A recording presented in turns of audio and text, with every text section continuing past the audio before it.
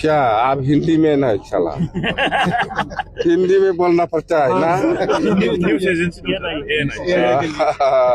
बहुत अच्छा है हमारे बीटीसी में 15 सीट है टोटल हम एनडीए होके एक साथ कैंडिडेट ऑलरेडी दे दिया और 15 सीट में 15 भी निकल जाएगा 100%। वहाँ में इसमें दूसरा पार्टी का कोई काम नहीं।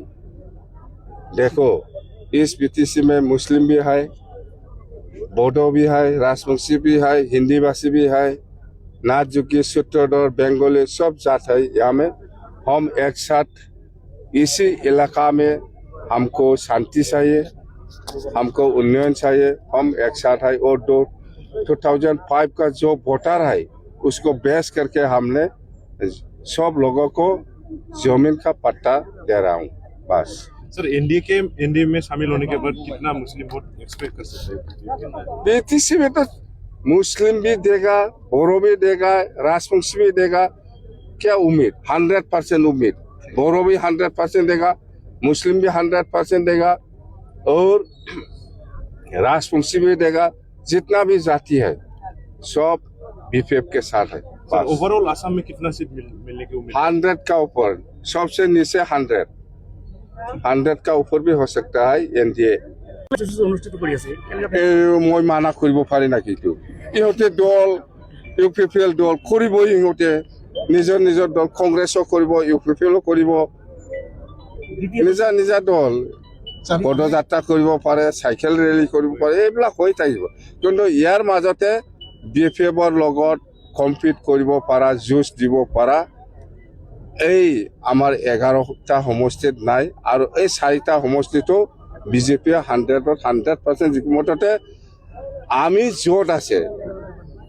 য'ত আছে বিজেপি, বিপিএফ আৰু এজিপি য'ত আছে, ইয়াত কোনোবা হিলিব পৰা পাৰ্টি অসমত আৰু নাই। মুখ্যমন্ত্ৰীয়ে গালি দিয়া মানে আপুনি উল্লেখ কৰিলে, গালি দিয়া নাই, কিয় গালি দিব? আমাক কিয় নহয়, আমাক লাগে শান্তি, আমাক লাগে উন্নয়ন। আমি বিটিচি বাসী ৰাইজে জানে এই অঞ্চলত আমি কেনেকৈ বসবাস কৰি আছে। সকলো ধৰ্মীয় লোকসকলে আছে বিটিচিত, সকলো জাতি জনগোষ্ঠী আছে, সকলো শ্ৰেণীৰ ৰাইজে সেইটোৱে বিচাৰে যে শান্তি আৰু উন্নয়ন। আৰু কি লাগে? এইফালে বিটিচি বাহিৰত মুছলিম সমাজক গালি দিব পাৰে, এইটো সেইফালে ৰাজনীতি। আমাৰ বিটিচি অঞ্চলত সকলো মিলিজুলি আছে, ইয়াত গালি দিয়া নাই। নিদিব কি বাধা দিব? মই মানা কৰা নাই, বাধা দিয়া নাই মানে মানা কৰা নাই, মই একোৱে কোৱা নাই। চিএম ছাৰে নিজে জানে আমাৰ মাজত কিমান বুজাবুজি আছে, বিপিএফ আৰু বিজেপিৰ মাজত কিমান বুজাবুজি আছে, বিৰাট ভালকে আমি বুজি পাওঁ, চিএম ছাৰো জানে বাছ।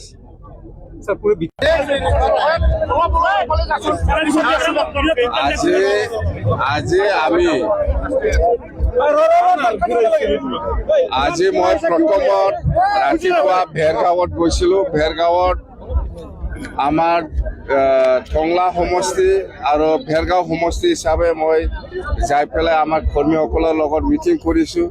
খুব ভাল পজিটিভ।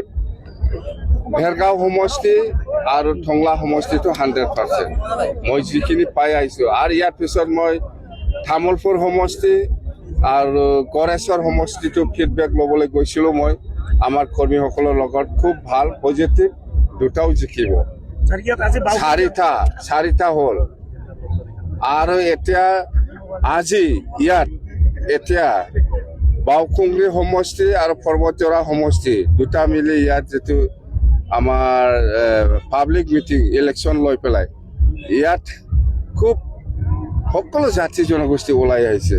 আপোনালোকে দেখিছে, বড়ো আছে, বঙালী আছে, ৰাজবংশীও আছে, মুছলিমো আছে, নাথযোগী, সূত্ৰধৰ, মুঠতে এই অঞ্চলত যিমান জাতি জনগোষ্ঠী আছে সকলো ওলাই আহিছে।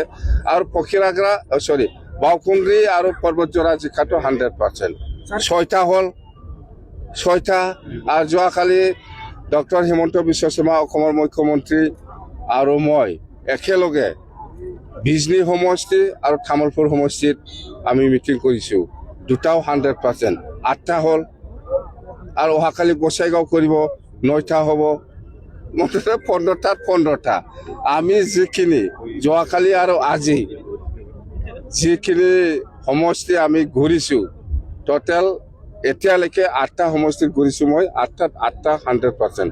এতিয়া আৰু 7টা সমষ্টি বাকী আছে, অহাকালি যাম গোসাইগাঁও আৰু নেক্সট দিনা এনেকৈ মুঠতে প্ৰগ্ৰাম চিৰিয়েল আছে। BPF দল হিচাপে বা BJP আৰু BPF NDA হিচাপে BTC অঞ্চলত 15টাত 15টাও আমি ওলাই দিম। Sir UPPL